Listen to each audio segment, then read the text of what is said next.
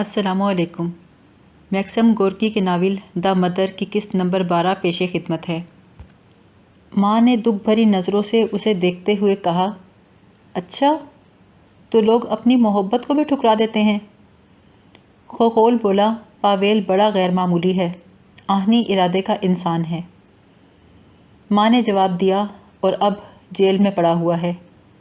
اس بات سے ڈر لگتا ہے، لیکن اب زندگی بہت مختلف ہے، میرے خوف بھی مختلف ہو گئے ہیں۔ اب میں ہر شخص کے لیے خوفزدہ ہوں، لیکن جو چیزیں میں نہیں سمجھ سکتی ان سے مجھے تکلیف ہوتی ہے۔ مثلاً تم لوگ خدا پر یقین نہیں رکھتے، لیکن میں کیا کر سکتی ہوں؟ مجھے یہ تو نظر آتا ہے تم لوگ صحیح معنوں میں اچھے لوگ ہو، عوام کی خاطر ایک سخت اور کٹھن زندگی اختیار کر رہے ہو، صداقت کی خاطر جی رہے ہو۔ اب تو میں بھی یہ بات سمجھنے لگی ہوں، جب تک امیر لوگ ہیں اس وقت تک عام لوگوں کو کچھ نہیں مل سکتا، نہ خوشی نہ انصاف۔ اب جب کہ میں تم لوگوں کے ساتھ رہ رہی ہوں تو کبھی کبھی اپنے ماضی کے متعلق سوچتی ہوں، اپنی جوانی کی امنگوں کے بارے میں جو پیروں تلے مسلی گئیں، اپنے جوان دل کے لیے جو گھونسوں سے زخمی ہو گیا۔ خود اپنے لیے میرے دل میں رحم اور تلخی کے جذبات پیدا ہوتے ہیں، لیکن اب میرے لیے زندہ رہنا آسان ہو گیا ہے۔ اب میں کھل کر بات کرتی ہوں، اپنے الفاظ خود سنتی ہوں تو اپنے کانوں پر مشکل سے یقین آتا ہے۔ ساری عمر میں نے صرف ایک ہی بات کے متعلق سوچا، نئے دن سے کیسے چھٹکارا حاصل کیا جائے، کس طرح سب کی نظریں بچا کر رہا جائے تاکہ کوئی مجھے ہاتھ نہ لگا سکے۔ لیکن اب میرا ذہن دوسروں کے بارے میں خیالات سے بھرا ہوا ہے۔ ممکن ہے میں تم لوگوں کے مقصد کو پوری طرح نہ سمجھتی ہوں، لیکن تم سب مجھے بہت عزیز ہو۔ میں سب کے بارے میں سوچتی ہوں اور چاہتی ہوں تم سب خوش رہو، خاص طور پر تم۔ وہ ماں کے نزدیک آ گیا۔ تم نے کتنی خوبی سے سب باتیں کہی ہیں ماں۔ ایک یہودی نوجوان کا شعر سناؤں؟ اور انہیں جو بے گناہ قتل کیے گئے، صداقت کی قوت پھر زندہ کر دے گی۔ وہ نوجوان شاعر خود پولیس کے ہاتھوں قتل ہو گیا، بالکل بے گناہ۔ تم بھی انہی میں سے ایک ہو جنہیں بے گناہ قتل کیا گیا۔ ماں دھیرے دھیرے خاموشی کے ساتھ برتن دھوتی رہی۔ خوخول بولا، شیکوف سے بھی تھوڑی شفقت کا اظہار کرو ننکو، اس کا باپ جیل میں ہے، جب بھی کھڑکی میں اس کی جھلک دیکھتا ہے گالیاں دینی شروع کر دیتا ہے۔ کتنی بری بات ہے نا، ذرا غور کرو انسان کہاں تک بگڑ سکتا ہے۔ ماں نے کچھ سوچتے ہوئے کہا، اس کی ماں لاپتہ ہے، باپ چور اور شرابی ہے۔ نکولائی فطرتاً نیک ہے، لیکن اسے لوگوں سے نفرت ہو گئی ہے۔ دوسرے دن جب پلاگیا کارخانے کے دروازے پر آئی تو چوکیدار نے اسے روک دیا اور اپنے خوانچے اتارنے کا حکم دیا تاکہ اس کی تلاشی لے سکے۔ اس نے احتجاج کیا، ساری چیزیں ٹھنڈی ہو جائیں گی۔ سنتری نے کہا، زبان بند کر بڑھیا۔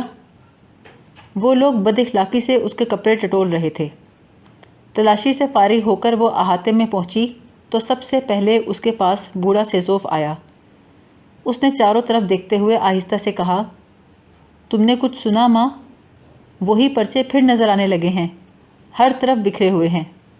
اب بتاؤ ان ساری تلاشیوں اور گرفتاریوں کا کیا نتیجہ ہوا؟ میرے بھتیجے مارزن کو بھی جیل میں ڈال دیا، تمہارے بیٹے کو بھی لے گئے۔ اب ہر شخص کہہ رہا ہے ان پرچوں میں ان لوگوں کا ہاتھ نہیں تھا۔ میرے ہاں آ جایا کرو کبھی کبھی، آج کل تو بہت تنہائی محسوس کرتی ہوں گی۔ ماں نے اس کا شکریہ ادا کیا اور اپنی چیزوں کی آواز لگانا شروع کر دی۔ وہ دیکھ رہی تھی کارخانے میں غیر معمولی ہنگامہ ہے۔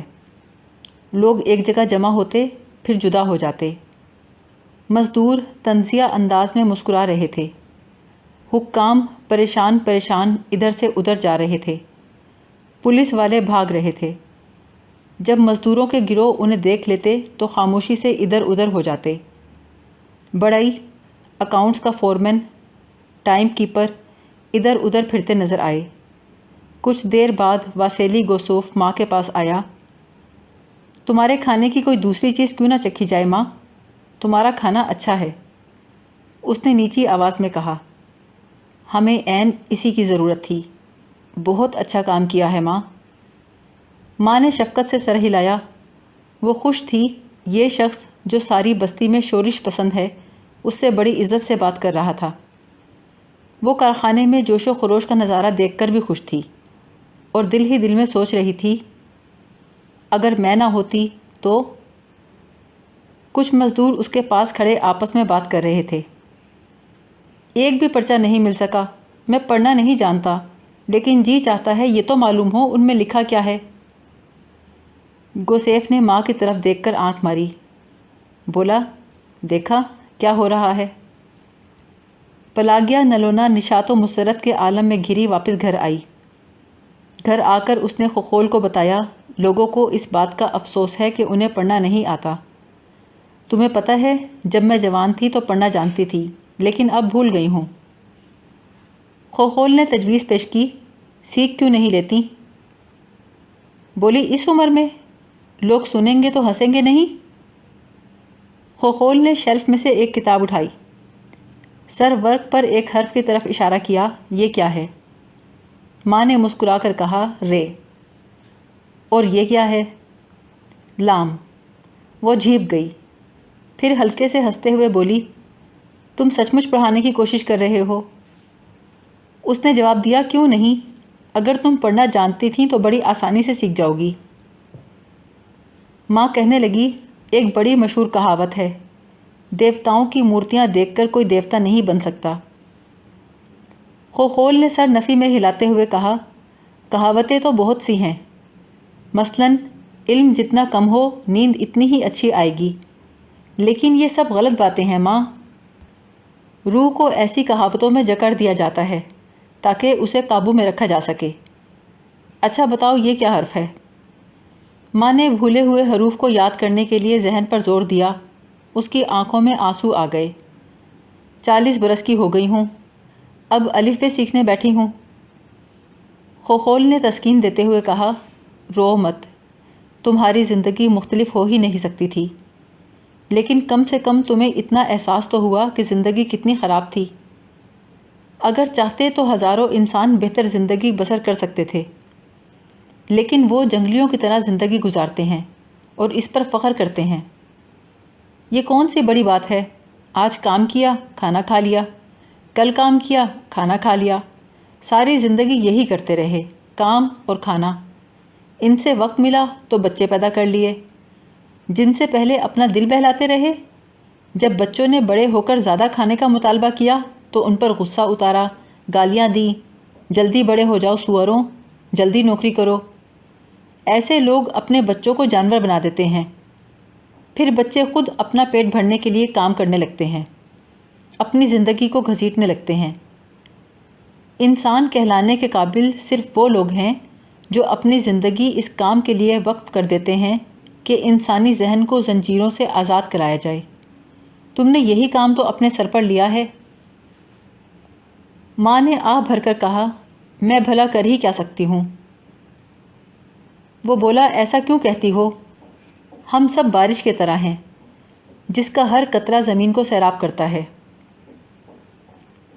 خخول کے جانے کے بعد اس نے ایک کتاب کھولی، تبھی کسی نے دروازے پر دستک دی۔ وہ اچھل کر کھڑی ہو گئی، کتاب کو جلدی سے شیلف پر رکھا، گھبرا کر پوچھا کون ہے؟ ریبن اپنی داڑھی سہلاتے ہوئے اندر آ گیا۔ میں نے سوچا شاید خخول گھر پر ہوگا، میں نے اسے آج ہی دیکھا تھا، جیل سے اسے کوئی نقصان تو نہیں ہوا؟ وہ بیٹھ گیا اور بھاری آواز میں بولنا شروع ہوا۔ ہر چیز کے لیے روپیہ چاہیے، پیدا ہونے کے لیے، مرنے کے لیے، کتابچوں کے لیے، پرچوں کے لیے بھی روپے کی ضرورت ہے۔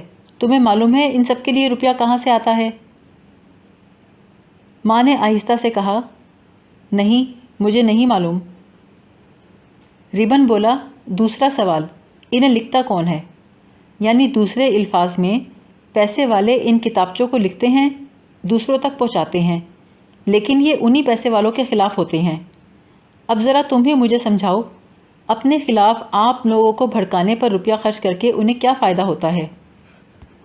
ماں نے پلکیں جھپکا کر پوچھا تمہارا کیا خیال ہے؟ ریبن بولا جب یہ خیال میرے ذہن میں آیا تو مجھے ٹھنڈا پسینہ آ گیا۔ ہمیں بیوقوف بنایا گیا ہے، یہ رئیس لوگ بڑے چالاک ہوتے ہیں، میں اب ان پیسے والوں کا ساتھ ہرگز نہ دوں گا۔ ماں افسردہ ہو کر چلائی، میرے یسوع، کیا یہ ممکن ہے؟ پاشا یہ کچھ نہیں سمجھتا، اور باقی تمام لوگ؟ اس کی نظروں کے سامنے یگور، نکولائی ایوانووچ اور ساشا کے سنجیدہ پرخلوص چہرے ابھرنے لگے۔ اس کی نفس کی رفتار تیز ہو گئی۔ وہ سر ہلا کر بولی، نہیں نہیں، میں یقین نہیں کر سکتی۔ یہ وہ لوگ ہیں جو ضمیر رکھتے ہیں، سب کے سب، ان میں سے ایک ایک آدمی، میں نے خوب دیکھ لیا ہے۔ ربن نے سر جھکاتے ہوئے کہا، جہاں تمہیں دیکھنا چاہیے وہاں نہیں دیکھ رہی ہو، ذرا اور دیکھو۔ جو لوگ ہمارے ساتھ مل گئے ہیں، ممکن ہے وہ خود بھی کچھ نہ جانتے ہوں، ممکن ہے ان کے پیچھے اور لوگ بھی ہوں جنہیں صرف اپنا فائدہ عزیز ہو۔ آخر کوئی شخص بغیر کسی وجہ کے اپنے خلاف تو نہیں جاتا۔ رئیسوں سے کبھی کسی کو فلاح نہیں مل سکتی۔ اس کی باتوں سے ماں شک و شبے میں پڑ گئی۔ کہنے لگی، تم کیا کرنے کی سوچ رہے ہو؟ ربن بولا، میں سوچتا ہوں ان رئیسوں سے جتنا دور رہا جائے اتنا بہتر ہے۔ میں ان رفیقوں میں شامل ہونا چاہتا تھا، ان کے ساتھ چلنا چاہتا تھا، یہ بھی جانتا ہوں لوگوں سے بات کس طرح کرنی چاہیے، لیکن اب میرا اعتقاد ختم ہو گیا، اس لیے میں جا رہا ہوں۔ میں تنہا گاؤں میں اور دیہات میں جاؤں گا، عام لوگوں کو بیدار کروں گا۔ ایک بار لوگ سمجھ لیں تو وہ اپنا راستہ خود ہی بنا لیں گے، میرا کام انہیں سمجھانا ہوگا۔ ماں نے بڑی نرمی سے کہا، تمہیں گرفتار کر لیا جائے گا۔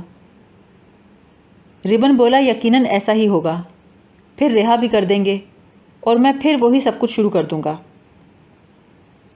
دیکھ لو، کسان تمہیں خود باندھ کر ان کے حوالے کر دیں گے، اور وہ تمہیں جیل میں ڈال دیں گے۔ میں سزا بھگت لوں گا، پھر باہر آ جاؤں گا، پھر وہی کام شروع کر دوں گا۔ رہ گیا کسانوں کا سوال، وہ لوگ ایک بار، 2 بار، 3 بار مجھے باندھیں گے، پھر خود ہی محسوس کریں گے کہ اسے باندھنے سے بہتر ہے اس کی بات سن لی جائے۔ میں کہوں گا، مجھ پر یقین مت کرو، صرف سن لو۔ ایک بار سن لیں گے تو یقین بھی کر لیں گے۔ ماں نے افسوس سے سر ہلاتے ہوئے کہا، تم ختم ہو جاؤ گے۔ وہ گہری نگاہوں سے ماں کی طرف دیکھتے ہوئے بولا، یاد ہے یسوع نے بیج کے متعلق کیا کہا تھا؟ پھر سے زندہ ہونے کے لیے اسے مرنا پڑتا ہے، لیکن مجھے موت جلدی نہیں آئے گی، میں لومڑی کی طرح چالاک ہوں۔ وہ آہستہ سے اٹھا، بولا، اب شراب خانے جاؤں گا، تھوڑی دیر لوگوں کے ساتھ بیٹھوں گا، خوخول آئے تو میرا بتا دینا۔ اچھا، خدا حافظ۔ کارخانے میں کام چھوڑنے کی اطلاع کب دے رہے ہو؟ دے چکا ہوں۔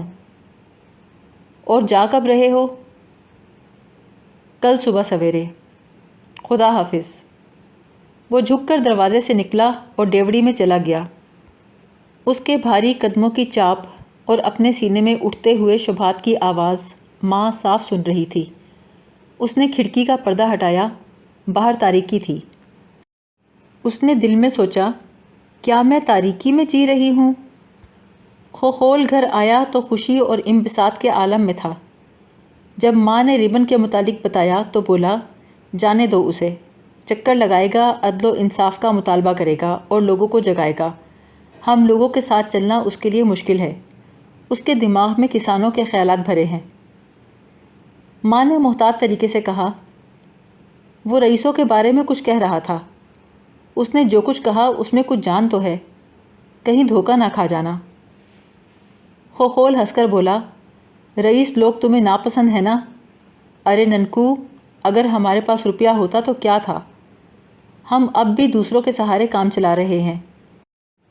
مثال کے طور پر نکولائی ایوانووچ کو 75 روبل مہینہ ملتے ہیں، وہ ہمیں 50 دے دیتا ہے۔ دوسرے بھی یہی کرتے ہیں۔ یونیورسٹی کے نیم فاقہ کش طلباء ایک ایک پیسہ جمع کر کے ہمیں چندہ بھیجتے ہیں۔